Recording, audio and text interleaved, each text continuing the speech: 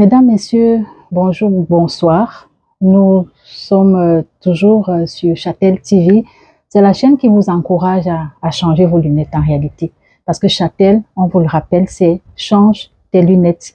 Et l'idée derrière, c'est que notre vision du monde, notre vision des autres, notre vision de ceux qui nous entourent, influence notre comportement, influence nos décisions, influence les attitudes que nous allons avoir vis-à-vis de ces personnes. Et dans le cadre de cette mission avec laquelle nous courons, nous recevons aujourd'hui avec beaucoup de plaisir. Moi, je l'appelle Maman Julie. Julie. Bonjour. Tu préfères quoi, Julie ou Maman Julie? Ah, ça me dérange pas. Je commence à aimer ça, par rapport à Maman Julie. D'accord, Maman Julie Larzon, elle nous vient du Canada. Elle est venue avec Maman Yolande Goufa, que vous avez vu également sur notre plateau, dans les locaux du centre César Nayel, un centre que, vous le savez, accueille, travaille pour soutenir les parents, pour assister les familles qui ont des enfants à besoins spécifiques. Ce sont des familles qui ont besoin de soutien, qui ont besoin d'accompagnement, et nous nous sommes disposés à travailler dans ce sens-là. Elle s'est disposée à venir nous voir ici au Cameroun. Alors, le Cameroun, d'abord, c'est comment le Cameroun, tu trouves? Vous êtes des gens tellement accueillants. Je suis tellement heureuse ici. C'est complètement différent de chez moi, mais je me sens vraiment bien. Wow. Très bien. Elles sont jolies, tes tresses. Oui, j'ai eu le droit à une coiffeuse de 8 ans hier qui m'a fait des tresses. Ah, c'est joli, ça te va bien. Oui, vraiment. J'aime bien. Je me sens faisant partie de vous. En tout cas, on est très, très heureux de te recevoir, et ça nous marque en fait de voir comment tu peux quitter ton pays, ta nation, pour venir donner ce que tu as. Donner ce que tu as par rapport à ces familles aussi, ces enfants-là. Et j'ai pu voir hier dans un programme dans lequel on était ensemble, j'ai pu voir avec quelle passion, avec quel amour, avec quel dévouement tu as géré les enfants autistes qui étaient là. Elles te viennent d'où cette passion? Depuis toujours. Okay. J'étais toute jeune, j'avais 15 ans, puis déjà, j'accompagnais des jeunes différents dans les camps de jour. J'ai toujours une grande passion pour la différence. Tu as toujours senti en toi quelque chose qui... J'ai toujours été en déficience intellectuelle longtemps, puis les 15 dernières années, je me suis un petit peu plus spécifiée en autisme. D'accord. Spécifiquement plus en autisme. D'accord. Et ta spécialité te ramène vers l'adaptation scolaire, c'est ça? Oui, je suis enseignante en adaptation scolaire, mais au départ, je suis éducatrice spécialisée de formation. Okay. Puis, j'ai décidé d'aller en enseignement parce que j'aimais beaucoup le côté pédagogie aussi. Donc, j'ai décidé de poursuivre. Ça te fait plaisir? Enseignante. Oui, exact. Parce qu'au-delà de la fonction, pour toi, il y a un plaisir derrière, il y a une passion. Ben, en fait, moi, je suis une joueuse dans la vie. J'aime avoir du plaisir. Ça se voit depuis là. Et c'est ça que je fais dans ma classe avec mes élèves, et c'est ce que je suis venue transmettre ici. Comment on peut enseigner à travers le jeu, à travers le plaisir, qu'on peut se servir de tout, du quotidien pour enseigner aux enfants. Hier, on a fait une petite activité de pâte à sel, mais ça peut être une petite activité de cuisine. Donc, on se sert de tout pour enseigner, pour avoir du plaisir, mais aussi, on se donne des objectifs, puis on essaie de travailler. Ça peut être la communication avec notre jeune, ça peut être, aujourd'hui, ça peut être juste faire ça, travailler de façon autonome, mais c'est ça. Tu nous parles avec tout ton corps. En tout cas, c'est intéressant, c'est beau. Si tu devais devais dire un mot sur l'inclusion, tu dirais que c'est quoi l'inclusion scolaire, par exemple? Je pense que l'inclusion, c'est très intéressant, mais ça peut se faire de plein de façons. Okay. Je pense que c'est pas tous les enfants qui vont être bien dans une école régulière, par exemple. Je pense qu'il faut tenir compte des besoins de notre jeune, de notre enfant. Des jeunes qui vont profiter vraiment grandement d'être dans un milieu plus régulier, d'autres jeunes qui sont pas rendus là, sont pas disponibles pour ça, pour vraiment en tenir compte.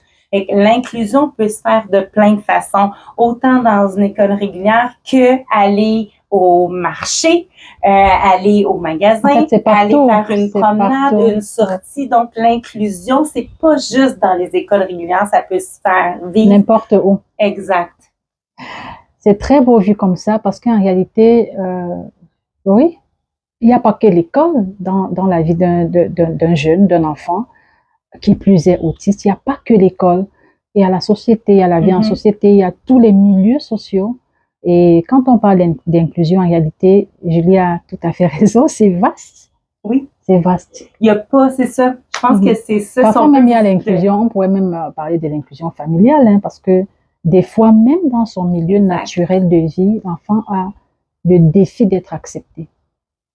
Par les voisins, dans leur petit quartier. Parfois par les parents. Ça commence. Donc, l'inclusion, c'est vraiment partout. Oui. Faut pas l'oublier. Non, on tâchera de ne pas l'oublier. Avant de te laisser partir, qu'est-ce que tu dirais si un parent qui a un enfant a besoin spécifique et qui a l'impression que, en fait, ça vaut pas la peine d'investir en lui? Il n'y a rien à attendre de lui à cause des défis qu'il voit. Il n'a même pas envie de s'impliquer. Qu'est-ce que tu lui dirais? Je lui dirais que ça vaut toujours la peine d'investir nos enfants. Tous les enfants ont des forces. Tous les enfants peuvent réussir à faire des choses si on tient compte de leurs besoins et on fixe des objectifs pour eux. Donc, croire en nos jeunes, c'est essentiel. C'est certain qu'on doit parler leur langage, parler le langage autistique. On doit utiliser des moyens pour les aider à comprendre, les aider à savoir ce qu'on attend d'eux. Ça, il y a plein de gens qui peuvent vous aider. Hein? Il y a des services qui existent pour vous aider, mais c'est important de croire en eux. Ils ont des forces. Oui, ils ont des défis, mais on a tous des défis et il n'y a rien d'insurmontable si on tient compte vraiment de où l'enfant il est, puis où on veut l'amener et apprécier tous les petites réussites que vos enfants vont faire. Ça, c'est essentiel. Moi, j'ai retenu 2 choses de ce que Julie vient de dire. Elle a parlé de aller savoir exactement quels sont les besoins de l'enfant, où est-ce qu'il est pour aller le prendre de là et avoir des objectifs pour ne pas naviguer à vue parce qu'en fait, on va le prendre et on va où avec lui? Des objectifs réalistes. Merci. J'ajouterais. Parce que si on a des objectifs trop grands, on n'y arrivera pas. Des fois, il faut faire des petits pas doucement pour mieux avancer. Wow, en quelques minutes, on a dit des choses. En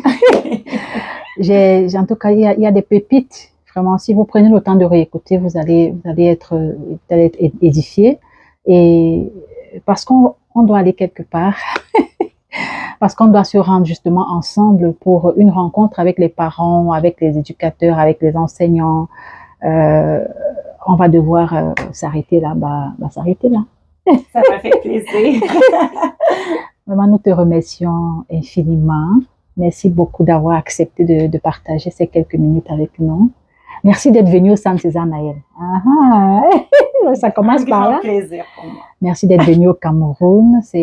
Pour nous, c'est un privilège. Vraiment. Et comme je l'ai dit au départ, c'est marquant de voir cet effort de partir de ta zone de confort et de venir ici, dans un pays que tu connais pas en fait. C'est comme un risque que tu prends, mais tu le prends parce que tu as... Mais vous savez quoi? Puis je peux terminer là-dessus. Je me forme tout le temps. Je suis toujours en train de me former au Canada. Puis ce que j'ai le goût, justement, c'est de transmettre mon savoir. Je suis vraiment dans une phase de ma vie où j'ai besoin de donner au suivant. Puis c'est ce que je suis venue faire ici. Et nous, on prend. Merci. On prend avec plaisir et on vous remercie, vous également qui nous avez regardé, écouté, suivi. J'espère que vous avez pris le même plaisir que nous et sinon, vraiment, on était très heureux d'être ensemble et vraiment restez, merci de continuer de nous suivre. Nous ferons l'effort autant que ce sera possible et que nous en aurons encore l'opportunité de vous apporter informations, outils, tout ce qu'il faut pour équiper vous, parents, sensibiliser vous, grand public. Alors, merci d'être fidèle à cette chaîne. Merci de partager également cet élément pour que d'autres personnes puissent apprendre de ce que de ce qu'est l'autisme et de comment est-ce que on peut arriver autour à créer un environnement épanouissant et à permettre à nos enfants, à nos jeunes d'aller un peu plus loin. Et de toujours continuer d'évoluer. Et de continuer d'évoluer parce que c'est toujours possible. Allez, bisous. Au revoir.